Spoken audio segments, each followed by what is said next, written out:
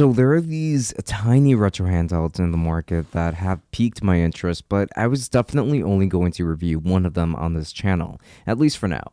This right here is the Anbernic RG280V, the smallest little powerhouse that I've ever tested.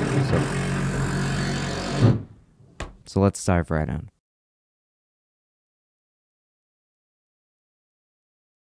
For more content, do make sure to subscribe to this channel because we upload fairly often and focus on all sorts of tech products. So do make sure to leave us a like and comment any of your thoughts down below while you're at it. It really helps us with the algorithm. And if you want to support us further, then we've actually got a Patreon open, which offers early access to content and special insight to projects that I'm always working on in case that is something that interests you. So links to everything down below. The exterior design consists of plastic, and this device is super squared, though not perfectly so. It's pretty lightweight, but does it feel solid in hand? Well, it does. On the front, there is this brushed look to it, I suppose. That's just there for the overall aesthetic. And this device is pretty stylish and so small that it can easily fit in even your shirt pocket if you wanted to. It's really nice that I can do this because I can carry this thing literally anywhere. Front, you're going to find your usual buttons with no thumbsticks here at all, which is fine for a device like this and the kinds of games that you're going to be playing on it. You will find your shoulder buttons on top, and you're going to get the rather controversial ones, of course, and I completely understand why, but they personally don't really bother me. They feel pretty nice to press and are clicky, which I personally do like. There is a speaker around the back, which is bad placement for sure, but you will also find volume controls, sleep-wake button, or I suppose just an off button here, since it doesn't really put this device to sleep.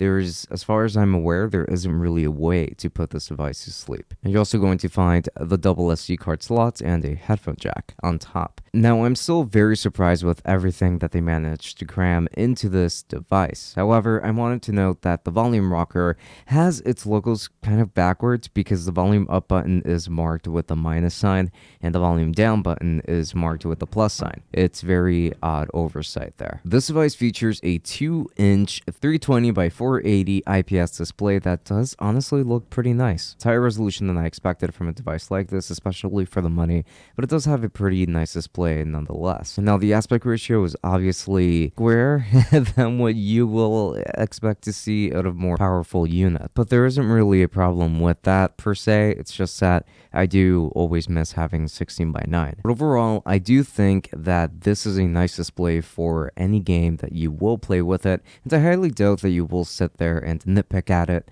It is nicely done. Another single speaker around the back does sound pretty tinny and will not be enjoyed at its best, but with a device like this, I always play on the go with it completely muted anyway, so I really don't care either way, but you should still have a listen in case this does matter to you.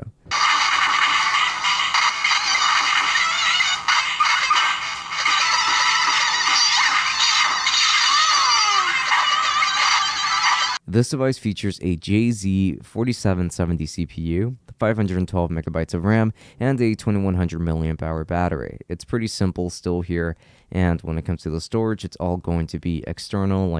This does come with a 16 gigabyte card, but you can expand this to up to 256 gigabytes if you really wanted to, but I really don't see why you would. This device also runs a very ugly and bare bones Linux skin that does make it somewhat awkward to navigate, but once you know what you're doing, it's not so bad. However, I would have preferred if this device had come with its own OS or even Emulec to make it more user-friendly. I know that you can still install custom firmware on here, but for the sake of this review, I'm going to continue to talk about it at least for as long as I can, because I eventually did have to put custom firmware on this thing to get the best impression out of it. So let's get into the performance test. This is going to be a rather short section since this device can't really run that much, but certainly enough to make it a pretty good buy. So today I will be focusing on 3 systems: GBA, SNES, and PlayStation 1. Let's begin with GBA. this device absolutely chews through GBA games. I tried testing out one of the more demanding GBA games that I can think of, like Sonic Battle, and it was a ton of fun. It felt like playing it on a tiny little Game Boy, and it ran perfectly. Same with Pokemon Emerald, Dragon Ball Z, Supersonic Warriors, and just about every game in the GBA library will run beautifully. So if you wanted this for GBA, Game Boy Advance, obviously, this is going to be a pretty cool device to get, and if anything, probably one of the best ones, especially because of how pocketable it is. Now let's get into the SNES test, which was also very favorable here. I tested out Chrono Trigger, and yes, it does in fact run very well on this system. However, I noticed that the scaling is maybe just a bit off. If not, then just the resolution might be a little bit weird because the text looks kind of crunched up, and it's a little bit harder to read because of that. Now, I'm using Chrono Trigger as my example, and I can't read any Japanese, but I can still see that the text is closer to each other than it should be. Things will be a bit cramped when playing SNES titles, but think about all of the SNES titles that you can play on this device. You can play Final Fantasy 4, 5, 6, even if they are titled differently, and many games that are definitely worth your time if you are into JRPGs of the sort. And this is all done in a very small package that makes it super easy to everyone to carry with them. So this is pretty awesome. Now, when it comes to PlayStation 1, I actually had a harder time getting it to work by default on the system because it kept asking me to insert the CD-ROM, and these were games that were included with the system, by the way. Actually, it doesn't even seem like you would be able to put your own games on here, at least not by default, unless you use custom firmware or go through a rather annoying process to try and install any of your own ROMs, which means that I actually did not get to test PlayStation 1, which sucks so bad. You straight up need a different OS in order to manage that, which means that you're probably going to install the Atom image. And after that rather troublesome process, I finally have something running. I say troublesome because it still isn't working as it should for me, but at least I can put games in it now. And I tried out PlayStation 1 emulation. It's pretty good success. I mean, I'm playing Final Fantasy VII on this tiny little handheld. The UI elements and text does look a bit crunched together, but it is still the full Final Fantasy VII experience in your pocket. So I really enjoyed this after I finally got it running. So when it comes to battery life, you should not expect all that much, really. I would say that 3 hours is a pretty good estimate of what this system can achieve, and it is worth noting that considering that this is for quicker play sessions, this is actually pretty good. So to conclude this video, you should be able to find this device for around $70, which isn't very cheap, but it is still a decent value for something like this, especially for the kinds of games that you'll likely be playing on it. I've been using it pretty consistently on my commutes when I'm not driving, and I've enjoyed my time with it thus far. So if you wanted something to play some of the old games, then this has you covered for sure.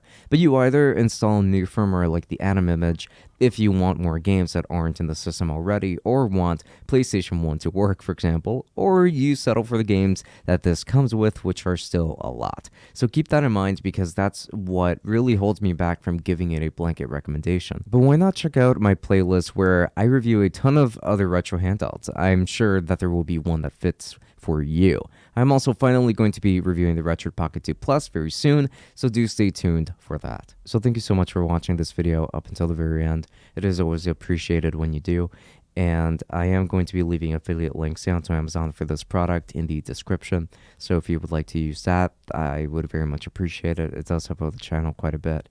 And I would also like to give a very special thanks to all of our patrons, beginning with the tier 3s, which are going to be Aaliyah and Omar. Thank you so much for all of your support, because it really does go a very long way, and the rest of the patrons should be showing up on screen right now. So thanks to all of you again for everything that you have done thus far, because you have helped out the channel quite a lot. Now, I am also going to be streaming usually. Well, nowadays I don't actually have a schedule, but you can catch me streaming every now and then over here on Twitch. So links to that down below, and you can follow me on Instagram for some updates and posts. Now, with that said, this has been Francisco from Tech Summit. Thank you for watching, and I will be seeing you all later. Enjoy.